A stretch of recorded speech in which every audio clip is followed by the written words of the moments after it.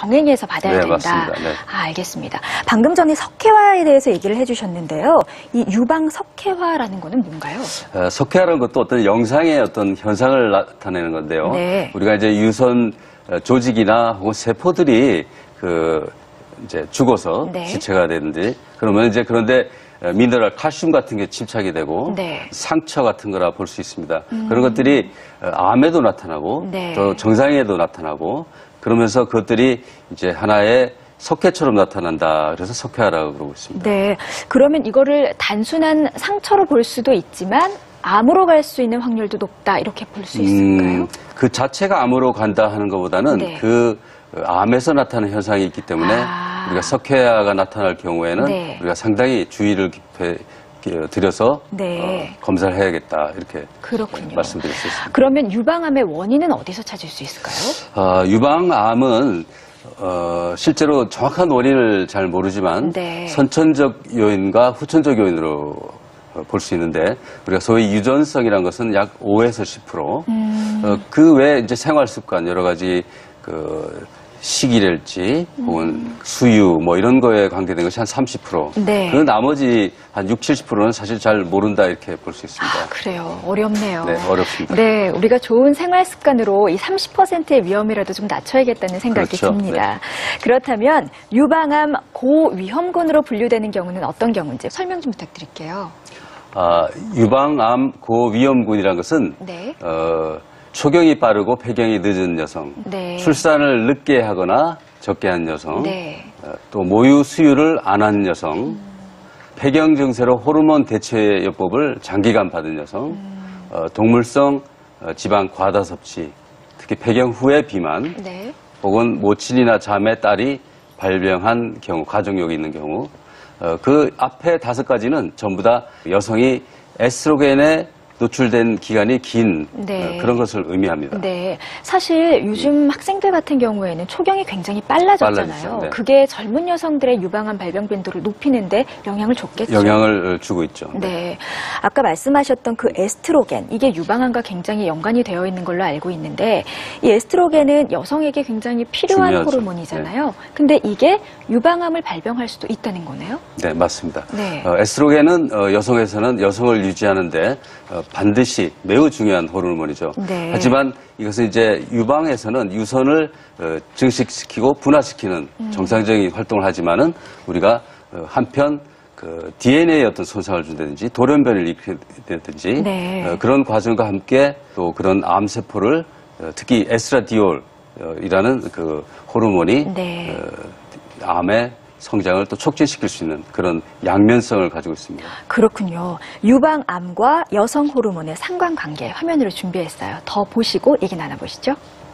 유방암에 영향을 미친다고 밝혀진 에스트로겐은 여성성을 발현시키기도 하지만 반대로 유방암을 키우기도 한다. 유방암 세포 중에는 특정 호르몬을 받아 암덩어리로 성장하는 수용체가 있는데 이 수용체에 에스트로겐이 끼어들어 암세포가 커지게 되는 것이다. 일반적으로 유방암 환자들이 먹는 항호르몬제는 에스트로겐의 흐름을 차단하여 암세포의 성장을 억제한다. 하지만 임신을 유지하기 위해선 항호르몬제를 중단해야 한다.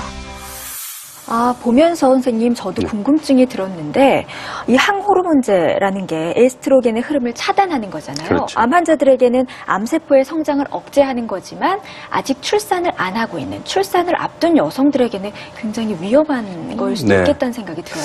그렇죠. 에스트로겐이 결합하는 걸 막든지 네. 혹은 에스트로겐 자체의 활동을 없애는 네. 그렇기 때문에 이제 항호르몬제라고 그러는데 네. 그 항호르몬제를 사용할 때는 임신을 할 수가 없죠. 네. 그러나 이것이 영구적이지 않기 때문에 우리가 이 약제를 끊으면은 물론 다 가능하다는 얘기는 할 수 없지만은 또 임신이 가능하고 실제로 임신한 분이 계십니다. 네. 그러면은 에스트로겐의 이 항호르몬제를 몇 년 정도 끊었을 때부터 임신이 가능하다라고 보시나요? 실제로 저희가 보면 한 6개월부터는 가능하다고 보는데 대개는 한 2년 정도 그 기간을 좀 두고 네. 아가가 안심하고 이렇게 생길 수 있도록 그렇게 유도하고 있죠. 네. 그러면 유방암 치료를 받은 여성도 임신이 가능하다. 네, 가능합니다. 그렇군요. 실제로 선생님께서 치료하신 환자들 중에 바로 뭐 출산을 하고 뭐 뒤이어서 그런 과정을 겪으신 분들이 계세요? 네, 가임기 여성의 유방암이 생기면 사실 제일 큰 걱정이 내가 아가를 가질 수 있는지 그런데 실제로 우리가 적극적으로 노력을 하면은 네. 모두 다 가능하지는 않지만은 아가를 가질 수 있고 또 실제로 그렇게 성공한 그 환자분들은 아가를 데리고 또 저랑 사진도 찍고 아, 그래요? 네, 그래서 네. 가능합니다. 네. 여성들에게는 굉장히 중요한 과정인데 이게 가능하다고 하니까 참 다행스럽네요. 이번에는요, 유방암을 의심할 수 있는 증상들이 뭐가 있을지 준비해봤어요. 주의 깊게 살펴보시죠. 유방암의 가장 흔한 증상은 이상한 혹이다. 이 가운데 80% 이상은 암이 아니지만 만약을 위해 검진을 받아보는 것이 좋다. 혹은 어디에나 생길 수 있지만 유선 조직이 많은 상외부, 즉 겨드랑이 쪽에 많이 생긴다. 암세포가 유관에서 자라면 유두에서 핏빛 또는 진물 같은 분비물이 나온다. 갑작스러운 유두 함몰도 의심해봐야 한다. 암세포가 유선 조직을 파고들면서 인대를 잡아당기기 때문이다. 피부 밑에 임파선이 암세포로 막히면 피부가 부어올라 오렌지 껍질처럼 헐게 된다. 드물지만 암세포가 신경조직을 침범하면 통증을 느끼는 경우도 있다. 암이 상당히 진행되면 겨드랑이에서 동그란 림프절이 만져지기도 한다. 네, 증상 확인하고 오셨습니다. 다른 암도 마찬가지지만 암이라는 게 무서운 게 초기에 느낄 수 있는 증상이 별로 없다는 건데 유방암 같은 경우에는 뭐 만져지고 멍울도 있고 분비물도 나오고 몇 가지 증상들이 있네요. 네, 그렇죠.